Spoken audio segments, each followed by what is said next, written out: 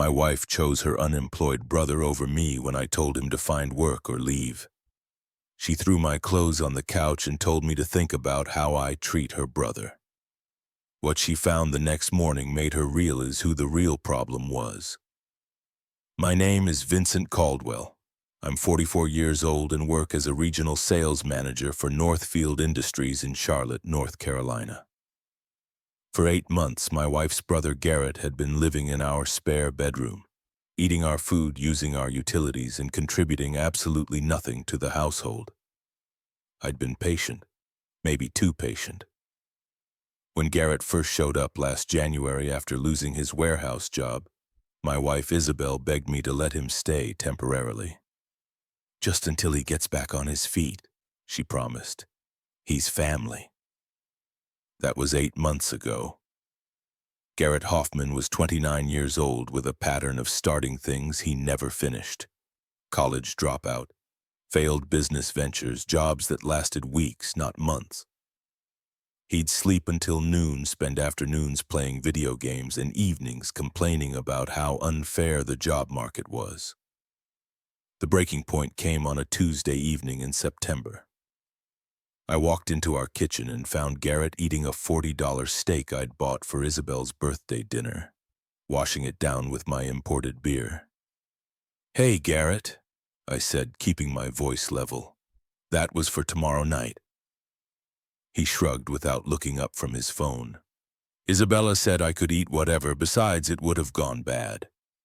Isabella, not Isabel. He couldn't even get his own sister's name right. That night, I sat Isabel down at our dining room table. "We need to talk about your brother." She immediately went defensive. "What about him?" "He's been here 8 months. No job, no prospects, no effort.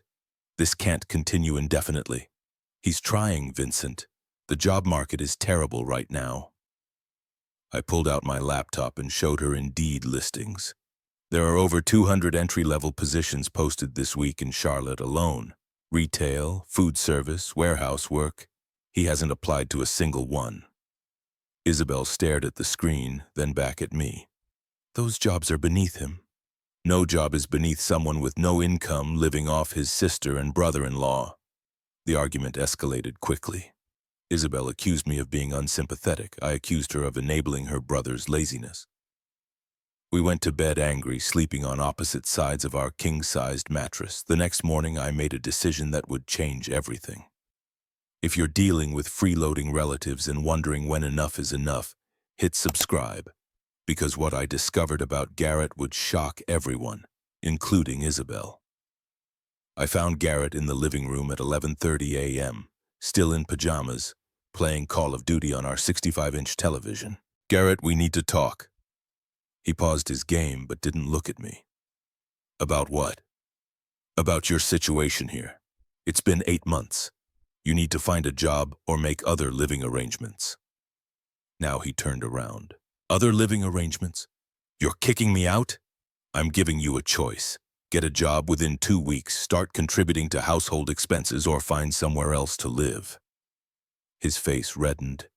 "You can't do that. Isabel won't let you. This is my house too, Garrett. I've been more than patient." He stood up, controller still in hand. "What if I can't find anything in 2 weeks? Then you'll have to figure something else out." "That's cold, man. Family doesn't treat family like this." "Family doesn't take advantage of family for 8 months either."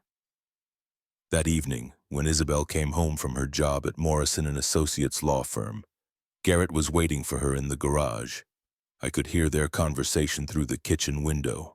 "He's trying to kick me out," Garrett said immediately. "What? Who?" "Vincent. He gave me some ultimatum about getting a job in 2 weeks or leaving." Isabel's voice rose. "He what?" "Said this is his house too and he's been patient enough." I heard the front door slam. Moments later, Isabel stormed into the kitchen where I was preparing dinner. "What the hell is wrong with you?" she demanded. "We discussed this last night. Your brother needs to contribute or leave." "He's family, Vincent. You don't give family ultimatums." "I've been supporting him for 8 months. How long is enough?" "As long as it takes." That's not sustainable, Isabel. We're not running a charity. She grabbed my arm. He's all the family I have left. Our parents died in that car accident 3 years ago. He needs us. I understood her protectiveness. Isabel and Garrett had grown up in foster care after their parents' death when she was 19 and he was 16. She'd practically raised him through his teenage years. But grief and loyalty had blinded her to reality. Needing help and taking advantage are different things, I said gently. Garrett is taking advantage. You're being cruel. I'm being realistic. The argument continued for 2 hours. By the end, Isabel was crying and I was exhausted. We agreed to revisit the conversation over the weekend, but Garrett had other plans. Friday evening, I returned from a client dinner to find my clothes folded on the living room couch. Isabel was sitting at the kitchen counter, arms crossed, eyes red from crying. When I asked about the clothes, she told me I should sleep on the couch and think about how I treated her brother. I pointed out how ridiculous the situation had become. Her response cut deep. She accused me of trying to make a man homeless because he was going through a rough patch. I countered that I was trying to motivate him toward responsibility. Isabel saw it as threatening him, while I saw it as necessary intervention. When I asked if she was really choosing him over me, her answer was devastating. She claimed she was choosing family over selfishness. That night, lying on our uncomfortable sectional, I made a decision that would change everything. I'd been suspecting something about Garrett for weeks, but I'd never investigated my suspicions. It was time to find out the truth. Saturday morning, while Isabel was at her yoga class and Garrett was still sleeping, I did something I'd never done before. I checked our home network activity. As an IT-savvy sales manager, I'd set up our router to monitor bandwidth usage. What I found made my blood run cold. For the past 3 months, someone had been using our internet for cryptocurrency mining operations. The bandwidth usage was enormous, explaining why our internet bill had nearly doubled. I traced the activity to Garrett's laptop, but that wasn't all.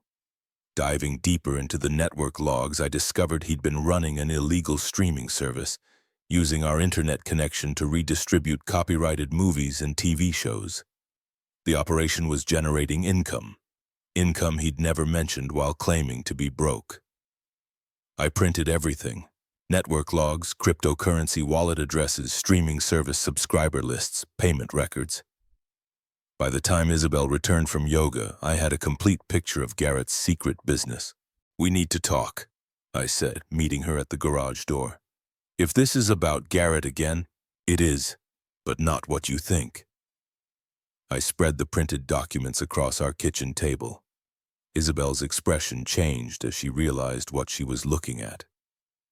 "What is this?" "Your brother's been running illegal businesses from our house for months. Cryptocurrency mining and copyright piracy. Using our internet, our electricity, our home as his base of operations." She picked up the cryptocurrency records. "I don't understand." "He's been making money, Isabel.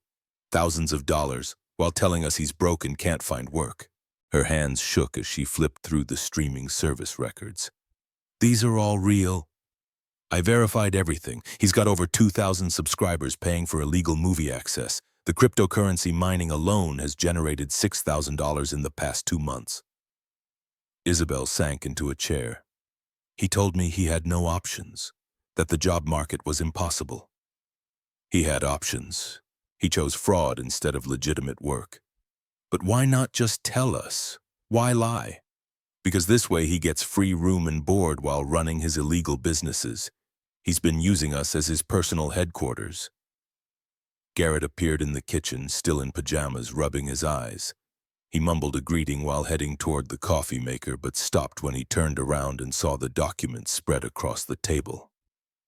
His face went white. His immediate response was to claim he could explain everything. When I confronted him about the illegal cryptocurrency mining and copyright piracy, along with the thousands he'd made while claiming poverty, Garrett insisted it wasn't what it looked like. Isabel's voice was barely above a whisper when she called it fraud. Garrett desperately tried to justify his actions, saying he was going to tell us and just needed to build up savings first. I pointed out that cryptocurrency mining without declaring income constituted tax fraud, while running an unlicensed streaming service violated copyright law, both federal crimes. Garrett's defense to his sister was pathetic, claiming he wouldn't do anything really bad. Isabel's response showed how completely her perspective had shifted. She told him she no longer knew what to believe about anything. The conversation that followed was painful and revelatory. Garrett's initial denials crumbled under the weight of evidence, and he eventually admitted everything. The mining operation, the streaming service, the hidden income that exceeded my legitimate salary by 30%. Isabel's voice trembled as she asked why he hadn't simply moved out and gotten his own place with all that money. Garrett's response revealed the calculated nature of his deception. He explained how our setup provided him with free utilities, internet, and housing while maximizing his profits. When Isabel accused him of using us, Garrett's reply was chilling in its honesty. He claimed he was simply being smart about his business model. His casual dismissal of our generosity as a resource to exploit finally opened Isabel's eyes to the truth. That's when Isabel finally saw her brother clearly. Not as the lost young man who needed protection, but as the calculating adult who'd been manipulating her grief and loyalty for months. "You need to leave," she said quietly. "Isabel, today, pack your things and leave today." Garrett tried arguing, pleading, making promises, but something had shifted in Isabel. The protective sister was gone, replaced by a woman who'd finally seen the truth. By evening, Garrett had packed his belongings and left. No forwarding address, no apology, just anger about being betrothed by family. That night, Isabel and I talked until dawn. She apologized for choosing her brother over our marriage. I apologized for not investigating sooner, for letting the situation reach this point. "I was so afraid of losing him like I lost our parents," she said. "I couldn't see that I was enabling him to stay broken." "Grief makes us do things we wouldn't normally do," I replied. "But we can't fix other people, they have to fix themselves." 3 months later, we received a letter from the IRS. Garrett had listed our address as his business location for his cryptocurrency operation. We had to hire a tax attorney to prove we weren't involved in his schemes. 6 months after that, federal agents contacted us about the streaming service investigation. Garrett had been arrested in Miami, running an even larger operation from a rented mansion. Our cooperation helped them build their case. The agents told us we'd been lucky. Many families in our situation face criminal charges themselves. Our network logs proving the activity originated from Garrett's devices had saved us from prosecution. Isabel never spoke to her brother again. Not during his trial, not during his 18-month prison sentence, not after his release. Some betrayals cut too deep for forgiveness. A year later, we moved to a new house across town. Fresh start, better security, lessons learned. Isabel kept her brother's childhood photos but stored them in the attic. "I loved who I thought he was," she told me once, "but that person never existed." The experience taught us both valuable lessons about family, loyalty, and the difference between helping someone and enabling their destructive choices. Sometimes the people who claim to need us most are the ones taking advantage of us the most, and sometimes protecting ourselves means disappointing the people we love. Garrett taught us that blood doesn't guarantee character, and that true family are the people who respect your boundaries, not the ones who exploit your loyalty. The last I heard, he was working construction in Phoenix, supposedly staying clean. I hope that's true for his sake, but we'll never find out firsthand. Some bridges, once burned, can never be rebuilt.